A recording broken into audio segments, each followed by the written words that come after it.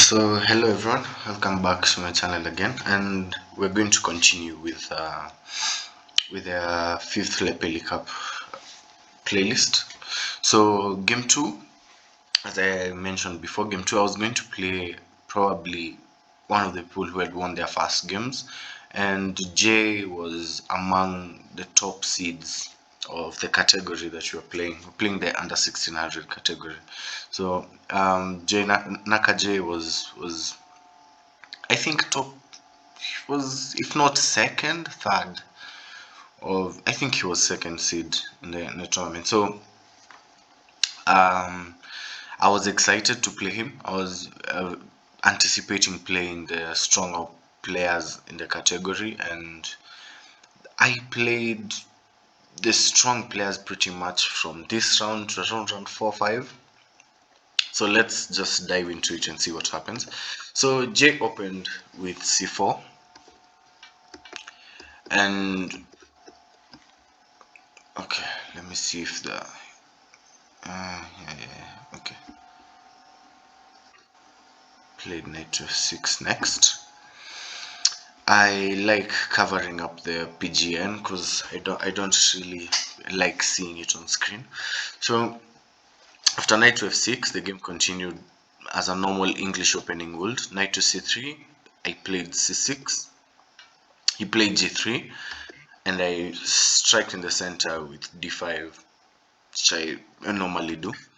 So I took back, and he played d4, sort of transposing into a sort of a queen's gambit type of position, exchange variation maybe, but yeah, it was really some sort of a deviation from the English opening that he had started with. So I played my knight to c6, developing. He also developed bishop g2. I played e6, which, okay, I took some time trying to decide if I should really let my bishop out before trying to play e6 and close the pawn structure, but everything went swimmingly in this direction, I guess. So I played e6, played knight f3, bishop e7, castles, and we have this sort of a very symmetrical position, with the only exceptions maybe is my bishop on e7 and his bishop on g2 and his pawn structure here on his king side and mine. But besides that, I think the position is very symmetrical, and I didn't really have a plan, to put it blindly. I didn't have a solid plan to play this game out, but my idea was I was just going to play normal chess and trust in my chess, and maybe chances will come up. Plus, he was the higher rated opponent, so I thought he would try and push for something, and I will just relax and take the hits and maybe come out with something. So played rook to e1, trying to prepare possibly pawn push to e4, and I played my queen to b6, which, looking at it right now, I don't know why I did. Maybe I was convinced that after e4, pawn takes, maybe knight takes, I'd play something like rook to d8 and put a lot of pressure on this pawn. In this case, he cannot really play his bishop to e3 because you can take the knight, and also the pawn b2 is hanging. So probably this was my idea. And after he played rook to e1 and queen b6, he just played a calm e3, also kind of killing his light square bishop himself. But I think it's common to have such kind of positions in such kind of like problems in such positions. So I played my rook to d8, just trying to activate my pieces as quick as possible. He played a3, and I played my queen back to c7. My idea was I was expecting him to push something like before. Then I was going to move my knight somewhere, maybe sacrifice and win a pawn in the end, because then there will be a discovered attack on his knight. as in knight on c3. So that was my initial idea after playing queen back to c7, which he still played. And I think he had missed when he was playing before. I think he had missed that I could sacrifice my knight and like win a pawn in some way. So I decided to win the pawn before instead. I took back with the I took his knight to the queen, played bishop to d2. I played queen back to c7, and he continued his development to queen to e2, connecting his rooks and clearly being ahead in development. So you might say that he got enough compensation out of losing the pawn, but a pawn is a pawn. So I played my knight to d4, typical. He played his rook to c1, attacking my queen. I moved my queen out of the way. Played bishop to a1, trying to save his bishop pair. And I tried to continue with my development, where with bishop to d7, he jumped in with his knight. I played my bishop to b5. So far so good. Engine gives around a +2 in this position. Around plus. No, I don't mean plus, I mean minus. Like, because it's black, of course, but it gives an advantage, like 2-point advantage for black in this position. So he played his queen to c2, and this was an interesting moment in the game. The idea playing queen to c2 is putting pressure on my knight, putting a lot of pressure on my knight. And the move I went for was rook to c8, rook d to c8, trying to undermine the power of the queen on that open file, but you're going to see what happened. So the engine prefers playing knight to d6, the idea of sticking the knight on c4 and trying to control the position completely from there, because in this case we can even play rook to c8, jump in with our knight to c4. Then if there are any trades that are going to happen, we're going to take back and we're going to have a passed pawn, plus the pawn on b4 is really weak. So the engine prefers knight to d6, and the line it gives is queen to c5, preventing knight to c4 because the bishop on e7 will be hanging. So you push f6, the knight goes back, rook c8, queen trades, the rook is traded on c8, and the game continues with knight to d2. So here, game is playable. It continues in various ways. You can play knight to c4, you can try and attack before.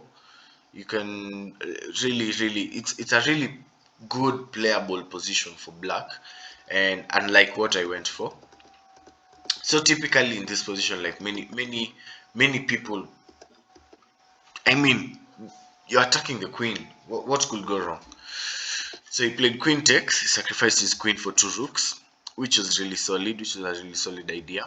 I played my bishop back to f8, and he played his bishop to f1, trying to put as much pressure on my position as he can, because he wants to stick his knight on d7. He wants to play knight d7 and checkmate me, but my bishop is on the way. My light square bishop is controlling d7. So his idea was to play bishop f1, trade the bishops, then throw his knight back, his knight onto d7. So I played my knight back to d6, defending my bishop, true, but most importantly attacking his rook. In this case, if he trades on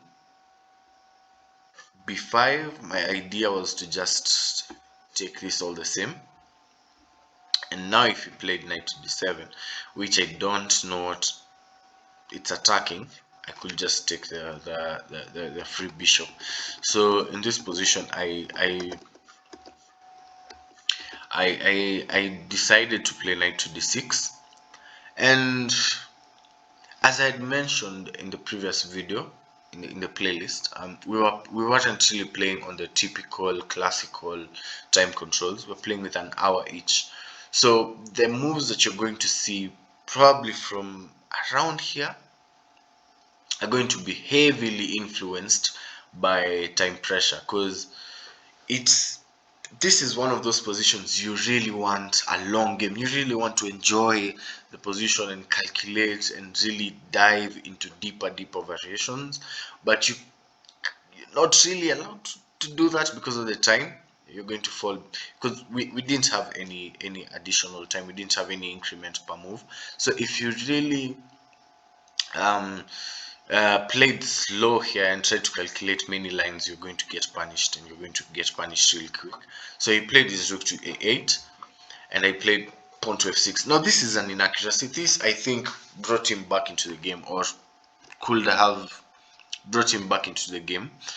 The idea in this position is to play something like a6 and really cement my bishop and kill the power of these rooks, because at the moment these rooks are threatening to be connected, and if the rooks are going to be connected, okay, the typical how I see it is using point system.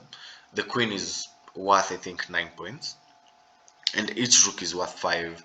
But in my opinion, when the rooks are connected, I usually feel like they have that extra 1 point. Yeah, they play like around 11 points. So typically, if someone has connected rooks versus a queen, I feel like the rooks are usually much better in that position. And as you can see here, he's threatening to connect these rooks by winning my pawn on a7. And if his rooks were connected on that file, I don't think I'd have any play, because my queen is behind my pieces and behind the b4 pawn, and I don't really have natural playing moves. What I have to boast, or what I have for myself, is the extra pawn, and if he wins it on a7, I really don't have anything to play for in this game. I don't have like bragging rights, to use that term.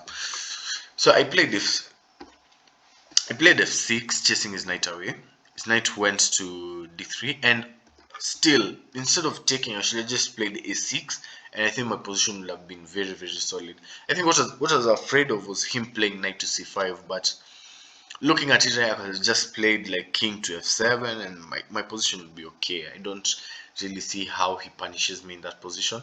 I mean, I don't have immediate play visually, but I'm going to crunch the endgame slowly but surely, and I think I will be in a better position in the endgame. So played this really inaccurate move, and this brings not just brings him back in the game, but this gives him a completely winning position. No, I say completely, I mean like a winning position. It's like +3 or something, because after he takes back, I've lost the bishop pair. It's now really hard attacking before. Attacking the before pawn becomes a hassle, and my knight doesn't really have pretty squares to jump to. Maybe it could jump to c4, but it's not really a pretty position for me anymore as it was a few moves ago. So I played d6 now, and you're going to see how the time pressure really played a part, because we were finding the best moves, both him and I. We were finding the best moves, but we were finding them later. We were finding them after calculating, after playing like a move. We find now like the best move in the previous 3 positions, and now we're now playing them much later. And I think that's because we were calculating slowly. We were calculating slower than uh, we normally could. So he played rook to c1, very strong move. And I played f5, another blunder in accuracy or something. I could have just played like king to f7 and continued my position, because in playing king to f7, he can't really take on h7, because we play g6 and his bishop is trapped. Yeah, I think the bishop is trapped, because we're going to play king to g7 next, and we're going to take it. Maybe start by playing bishop to e7, then okay, not particularly sure about this position, but I think playing g6 would have been good for my ideas and my position typically. So after playing f5, he played his rook to to c5, which I didn't see the idea. I thought he was maybe under time pressure, because after king e7 he played his rook back to c1. So this really showed me that he had no solid idea of what he was doing. He was just trying to play on my time and trying to put more pressure on me. So I played my bishop to e7. Now I was back in the game, uh, needless to say. King g2, h6, h4, and I jumped my knight to e4. Much better, I feel like, was knight to c4. It could have given me uh, at least an attack on b4 and two outside passed pawns, which I think were completely winning in this position. So after I played h4, I played my knight to d4, rook b1, defending his pawn. I played my queen to c6, and he played b5.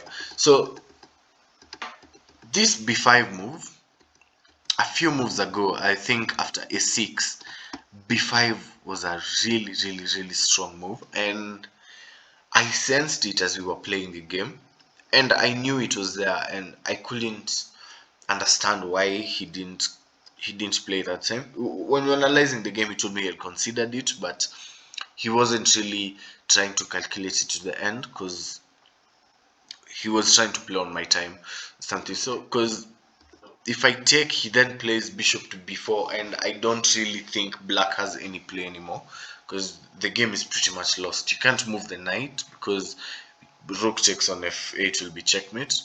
And what else are you going to do, really? Because the rooks are now connected, the bishops are looking amazing. These are powerful bishops, and you don't really have play on. You play maybe your king to f7, but still you don't really have natural play in this position. And when you're playing like games where there's short time controls, I usually feel um, like you need to have natural moves that play themselves instead of trying to think too much, because you can really suffer because of the time pressure. So in this position, he now played b5. He took back with the rook. I played my knight back to d6, defending everything. He played his rook to b1. I now threw my knight to c4. Admittedly, I had now accepted that knight to c4 is much better than playing my knight to e4. So he played his rook back to a2. I played b5, and this position is drawish. I mean, there's play for both colors, but just really drawish considering the time we had on the clock. So he played his rook to c2. I moved my queen out of the way to avoid any nasty tactics. So he played his rook to c3. I played back to c6, just playing on our time. I played before sacrificing the pawn. Not really, but just giving it back. So he took, he took back, and I played my knight to d2.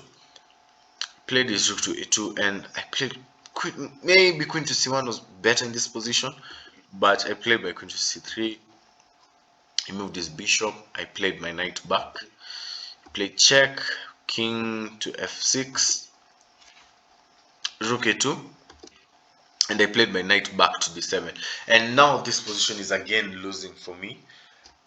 The engine says, or the engine gives this line where you take on e3, takes back, you take with the queen, and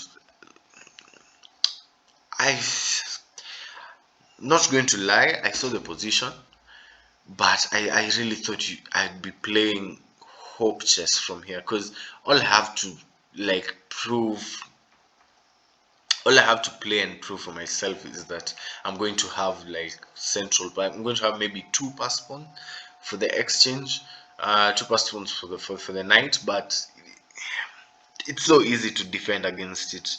I felt like, was here you'd have just praying to God that you could convert this. So I didn't really fancy it.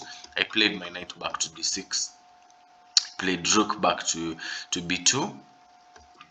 I played my knight to e3.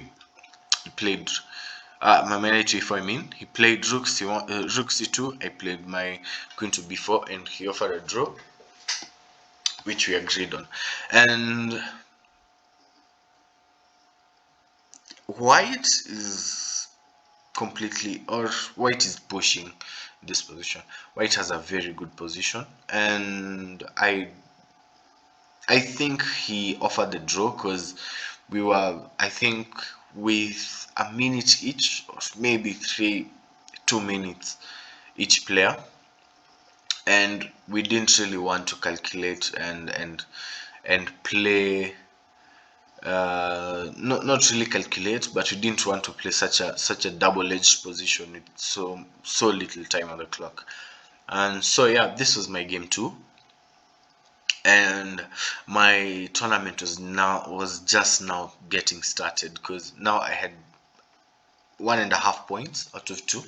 And yeah, tune in to check out the rest of the games, because from here I was really playing beautiful chess. I thought I was playing the best chess I had played this year probably. So yeah, this tournament was a success, and this game was good to get it over with, because in my okay, Jay went on to win the tournament, and in my opinion, he was much more stronger than the rest of the top seeds. And getting this game out of the way was just a relief for me. Getting a draw was perfect game management for me. Getting a draw with black, considering also my rating, which I'll keep saying I'm underrated, as we probably every chess player feels. So anyway, this was game 2. Tune in to find out about game 3 and 4. And yeah, don't forget to comment, like, and subscribe, and keep the channel growing.